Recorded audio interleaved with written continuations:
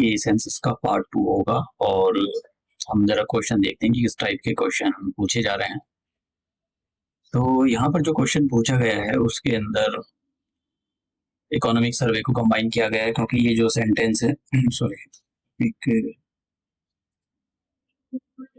ठीक है, क्योंकि ये पूरा जो लाइन है तीसरे नंबर की ये सेंसस से उठाई है और पहली वाली लाइन ये सॉरी दूसरी नंबर की ये वाली जो है इकोनॉमिक सर्वे से उठाई है और ये सेंसस से। देखिए यहाँ पर एक गलती है, ये जो नेशनल का एवरेज सेंसस वो है सेक्स रेशो है वो 943 है। ये है इन्होंने यहाँ पर 940 लिखा हुआ है, तो मतलब इन्होंने कहीं गलती की है इसमें। कोई ऑप्शन ऐसा भी नहीं है कि आंसर इसका यही है। अब हम हाँ अपने क्वेश्चन को देखते हैं, अपना लेक्चर देखते हैं। तो मैंने बताया था कि आपको पहली जो नेशनल पॉपुलेशन पॉलिसी 1976 में आई और उसके बाद में 2000 में दूसरी पॉलिसी आई। अब ये जो पॉलिसी आई थी इसके अंदर एक टोटल फर्टिलिटी रेट, ये याद रखना, टोटल फर्टिलिटी रेट जो था वो 2.1 था। देखो 2.1 फर्टिलिटी रेट अच्छा होता है रिप्लेसमेंट के पॉइंट ऑफ व्यू से। जैसे मान लो जितने लोग पैदा होंगे उतने मरेंगे, तो इसको मतलब पॉपुलेशन ना तो बढ़ेगी ना कम होगी, और रिसोर्सेज भी आप बहुत अच्छे से यूज कर पाते हो। लेकिन इंडिया के अंदर प्रॉब्लम क्या है, पॉपुलेशन की। पॉपुलेशन प्रॉब्लम नहीं है, लेकिन प्रॉब्लम क्या है, प्रॉब्लम ये है कि लोग, मोस्ट ऑफ द जो लोग हैं वो सारे नंगे भूखे लोग हैं। मतलब किसी को भी ना तो डेमोक्रेसी की समझ है। अभी आपने देखा 2024 में जो इलेक्शन हुआ, जनरल इलेक्शन, पूरा मोदी के नाम पर लड़ा गया है। देखो डेमोक्रेसी में किसी के नाम पर इलेक्शन नहीं लड़ा जाता है, लड़ा जाता है मुद्दों पर।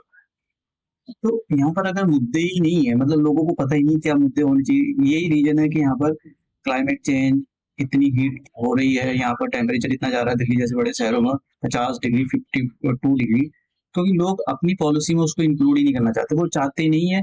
दिल्ली में कितना लाइट का कट ऑफ होता है और पानी की शॉर्टेज आजकल इतनी चल रही है यहाँ पर, मतलब बूम बूम के लिए लोग तरस रहे हैं। तो ये सब क्यों प्रॉब्लम है, क्योंकि लोग अपने एजेंडा में इंक्लूड नहीं करते। जो आम जनता है वो उनको सब कुछ फ्री में चाहिए, तो फ्री में चाहिए तो फिर वो डेमोक्रेसी में देखिए डिबेट होता है, डिस्कशन होता है, अच्छे मुद्दों पर बात होती है, किसी के नाम पर चुनाव नहीं लड़ा जाता। मैं मतलब किसी के नाम को लेकर यहाँ पर नहीं बोल रहा हूँ, मैं डेमोक्रेसी के बारे में बात बता रहा हूँ कि लोग यहाँ के मोस्ट ऑफ जो लोग हैं वो, उनको पता ही नहीं कि डेमोक्रेसी क्या होती है। बस ऐसे ही किसी के नाम पर, मतलब कोई फेमस पर्सनैलिटी है उसी के नाम पर वोट देना शुरू कर देंगे। पहले देखना चाहिए आपको। और यही रीजन है कि हमारी पॉलिटिक्स में क्रिमिनलाइजेशन ऑफ द पॉलिटिक्स हो चुका है, क्योंकि क्रिमिनल रेपिस्ट घुसे हुए हैं हमारी पॉलिटिक्स में। हाँ, तो हम पॉलिसी के बारे में हमने बात कर ली। पॉलिसी पर मैंने आपको बताया कि क्वेश्चन पूछा था आयोग ने। अब दूसरा है कि डेंसिटी ऑफ द पॉपुलेशन। मतलब पहले देखते हैं कि डेंसिटी होता क्या है। देखो डेंसिटी जो होता है वो ये होता है कि आप मान लो कोई ये जमीन का टुकड़ा है और इसका एरिया हम ले लेते हैं 100 स्क्वायर किलोमीटर और इसके अंदर 1000 लोग रहते हैं। तो आप कैसे निकालोगे डेंसिटी? 1000 लोगों को आप डिवाइड कर दो इस जमीन के टुकड़े के एरिया से, तो कितना आ जाएगा यहाँ पर 10। तो ये जो हम बोलेंगे डेंसिटी जो है इसकी 10 आ गई। तो ऐसे डेंसिटी निकाली जाती है। तो अगर हम बात करें कि जो average density of the population of India कितनी है, तो 460, ये इतनी डेंसिटी है। अब अगर हम ये बात करें कि भाई सबसे ज्यादा डेंसली स्टेट कौन सा है, तो बिहार है, और बिहार के बाद आता है वो वेस्ट बंगाल। इसका मतलब ये हुआ कि जमीन कम है लेकिन लोग ज्यादा है वहां पर, इसलिए उसको मतलब यही डेंसिटी है। तो जहाँ ज्यादा डेंसिटी होगी उसका मतलब यही है कि जमीन कम है वहां पर लेकिन लोग ज्यादा है। केरला के अंदर भी यही हाल है। केरला की डेंसिटी यहाँ पर आप देख सकते हो। तो सबसे ज्यादा डेंसली स्टेट कौन सा है? बिहार। उसके बाद में वेस्ट बंगाल और देन केरला। तो ये तो केरला के बारे में बात हुई और बिहार के बारे में बात हुई, और हमने देखा कि ऑल इंडिया की डेंसिटी कितनी है। और एक और बात, अरुणाचल प्रदेश में सबसे कम डेंसिटी है, क्योंकि वहाँ पर जो टेरेन वो डिफिकल्ट है, तो वहाँ पर जमीन ज्यादा है लेकिन लोग कम रहते हैं। तो ये बात है, लोएस्ट डेंसिटी जो है अरुणाचल प्रदेश की है। अब बात करते हैं हम पॉपुलेशन के मामले में कि सबसे ज्यादा पॉपुलेशन कौन से स्टेट के अंदर। तो देखिए यूपी के अंदर सबसे ज्यादा पॉपुलेशन, और उसके बाद में बिहार की पॉपुलेशन आती है। याद देखो याद तो बहुत मुश्किल हो जाएगा इनके जो कितनी किसकी पॉपुलेशन, बस याद रख लेना कि सबसे ज्यादा पॉपुलेशन किसकी है। तो सबसे ज्यादा पॉपुलेशन बिहार यूपी की है, देन बिहार की है, और उसके बाद में आता है महाराष्ट्र, और फिर उसके बाद में आता है वेस्ट बंगाल। तो ये चार state, Bihar, sorry UP, Bihar और महाराष्ट्र एंड देन वेस्ट बंगाल, चार स्टेट में सबसे ज्यादा पॉपुलेशन रहती है। अब बात करते हैं सेक्स रेशो की। सेक्स रेशो निकलता कैसे है, देखिए 1000 मेल पर 1000 मेल पर कितनी फीमेल है, यही सेक्स रेशो। ठीक है, यही है हमारा वन, यहाँ पर लिखा हुआ है फीमेल्स पर 1000 मेल्स, 1000 मेल पर कितनी फीमेल्स है, तो इसी को हम सेक्स रेशो बोलते हैं। अब देखते हैं इंडिया का सेक्स रेशो कितना है। देखिए इंडिया का, अब ये मैं यहाँ पर आपको, ये मैंने सेक्स रेशो जो है इंडिया सेंसस से उठाया था। अब यहाँ पर ये ना सेंटेंस में बिल्कुल सही बात लगी कि 940 है, लेकिन अब ये जो है ये एवरेज वो है। लेकिन अगर आप देखो इंडिया का जो सेक्स रेशो मैं आपको यहाँ पर दिखाऊं, ये 943, 943 तो ये है। ये पता नहीं कैसा सेंस वो है, हो सकता है कि ये एवरेज हो, चलो छोड़ो, वैसे एवरेज ही होगा ये। लाइन खींची हुई एवरेज की, एवरेज ही है ये।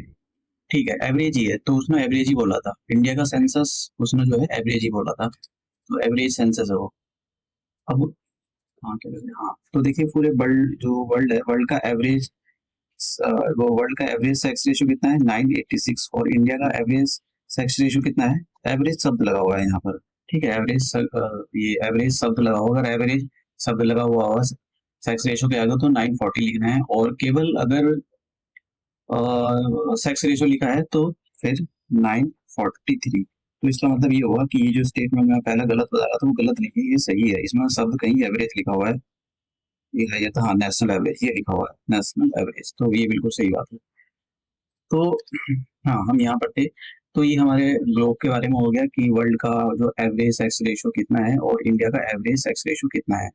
अब हम बात करते हैं यहाँ पर कि इंडिया का सेक्स रेशियो कितना है। देखिए इंडिया का सेक्स रेशियो है, 2011 की बात हो रही है, 943। ठीक है, 1000 मेल पर 943 फीमेल है। तो ये अगर एवरेज लगा हुआ है तो ध्यान देना इस बात का, इसको मैंने ध्यान नहीं दिया था। अब बात करते हैं यहाँ पर स्टेट वाइज। तो स्टेट वाइज में सबसे जो अच्छा सेक्स रेशियो है किसका है, तो देखिए सबसे खराब तो हरियाणा है। ठीक है, हरियाणा हो गया और पंजाब हो गया, दो स्टेट ऐसे इनका जो सेक्स रेशियो है सबसे खराब है। और सबसे अच्छा जो है वो किसका है, केरला का। तो केरला का आप देख सकते हो अकॉर्डिंग टू द पॉपुलेशन तो 2011 लेवल, तो 2011 के हिसाब से 1084 सेक्स रेशियो है। और हिमाचल प्रदेश का कितना है, हिमाचल प्रदेश का देखिए, हिमाचल प्रदेश का है 970। तो देखिए 943 तो इंडिया का है, और हिमाचल का कितना हो गया 970, ये हो जाएगा 972। तो मतलब उससे ज्यादा ही है, ये जो सेक्स रेशियो है ये किससे ज्यादा है, ये इंडिया के सेक्स रेशियो से ज्यादा है। तो देख लेते हैं सबसे अच्छा केरला का है, जैसे मैंने बताया केरला का सबसे ज्यादा है। अगर जहाँ कहीं भी सेक्स रेशियो अच्छा होता है तो इसका मतलब ये हो गया कि वहां पर जो फीमेल होती, फीमेल के बारे में लोगों के विचार ठीक है, उन्होंने अच्छी पॉलिसी बनाई हुई है, और वहां पर फीमेल इन्फेंटिसाइड नहीं होता है, या होता है बहुत कम होता है। अब जैसे कि हरियाणा है और पंजाब, पंजाब में तो और हरियाणा में तो मतलब हालत खराब है। तो यहाँ पर इसका मतलब क्या होगा कि लड़कियों के लिए के विचार अच्छे नहीं है यहाँ पर। एक मैं शायद 2000 की, शायद 2015-16 में उसमें हरियाणा में वो हुआ था, दंगा फसाद हुआ था। तो मतलब वहां पर इतने लड़कियों के रेप हुए थे, और लोगों ने अपनी लड़कियों को टंकियों में बंद किया था, पानी की टंकियों में। मतलब लोगों के विचार इतने खराब है लड़कियों को लेकर वहां पर कि उनका जो रेप ना हो, इसलिए उन्होंने अपनी बेटियों को जो है टंकियों में बंद कर दिया था पानियों की। इतनी बुरे हालात है वहां पर हरियाणा के अंदर। तो इसका मतलब क्या हुआ, इसका मतलब ये हुआ कि हरियाणा के अंदर लोगों की जो सोच है, जो सोसाइटी की जो सोच है वो ठीक नहीं है औरतों को लेकर। तो उनको बदलना चाहिए। मतलब ये बहुत गलत बात है कि लोगों लड़कियों के खिलाफ डिस्क्रिमिनेशन कर रहे हैं, क्योंकि लड़कियां काफी हरियाणा में काफी स्पोर्ट्स में आगे रहती हैं। अब यूनियन टेरिटरी में पुडुचेरी में सबसे अच्छा सेक्स रेशो है, और दमन एंड दीव में सबसे कम है। तो ये कुछ फैक्चुअल चीजें आपको याद होनी चाहिए। अब बात करते हैं लिटरेसी रेट। तो लिटरेसी रेट जो है कितना है इंडिया का, 73 है, 73% लिटरेसी रेट। परसेंटेज में दिया गया होता है literacy rate, percentage of the literacy rate. तो अब बात करते हैं यहाँ पर सबसे अच्छा किसका है। देखिए सबसे अच्छा लिटरेसी रेट जो है केरला का है 94 है, और बिहार का सबसे कम है। हिमाचल प्रदेश का कितना है 82। तो आप क्या बोलोगे, आप बोलोगे ये कि भैया हिमाचल प्रदेश का लिटरेसी रेट जो है इंडिया की लिटरेसी रेट से कम है। तो ये बात एक सेकेंड, कम नहीं ज्यादा है, मैंने गलत बोल दिया। जो हिमाचल प्रदेश का लिटरेसी रेट है वो इंडिया के लिटरेसी रेट से, इंडिया का कितना 73 और हिमाचल प्रदेश का वहाँ पे देखा 82 है। तो इन हिमाचल प्रदेश का लिटरेसी रेट उस इंडिया के लिटरेसी रेट से ज़्यादा है। तो यहाँ पर लिटरेसी रेट दिया हुआ है, मैंने बस ऊपर बता दिया है, फिर भी मैंने यहाँ पर टेबल का स्क्रीनशॉट लिया था। अब यहाँ पर एक क्वेश्चन देखते हैं, तो एक ये देखते हैं, फिर उसके बाद में हम अपना क्वेश्चन देखेंगे। तो टोटल फर्टिलिटी रेट होता क्या है। देखो टोटल फर्टिलिटी रेट उसको बोलते हैं कि एक औरत अपने जीवन काल में पॉसिबली कितने बच्चों को जन्म दे सकती है। ठीक है, कि वो मैक्सिमम कितने बच्चों को अपने जीवन काल में जन्म दे सकती है, इसी को टोटल फर्टिलिटी रेट बोलते हैं। और ये जो नेशनल पॉलिसी थी 2000 आई थी पॉपुलेशन, इसमें बोला गया था कि हम जो टोटल फर्टिलिटी रेट को 2.1 पर लाएंगे।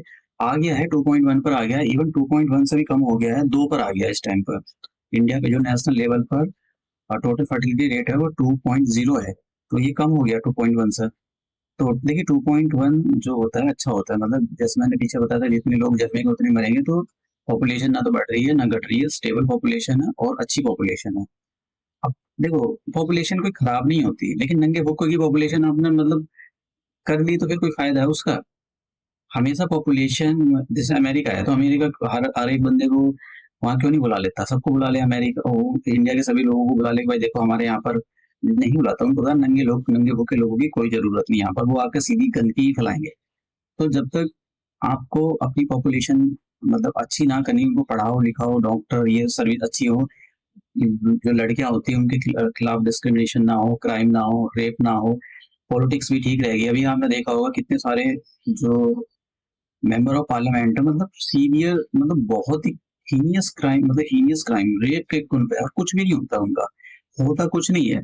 वो क्या काम है, एक पार्टी को छोड़ेंगे दूसरी पार्टी, कोर्ट कचहरी, कोर्ट का चलता ही रहता है। कोर्ट भी इन्हें ना, कोर्ट क्योंकि कोर्ट के जो जज होते हैं और ये होते हैं वो कपट होते हैं, उनको पैसा दो, उनसे बोलो कि सूरज बोलो मतलब इधर से उत्तर से उगता है, तो वो यही बोलेंगे उत्तर से उगता है, तो वो तो उनको तो भूल जाओ।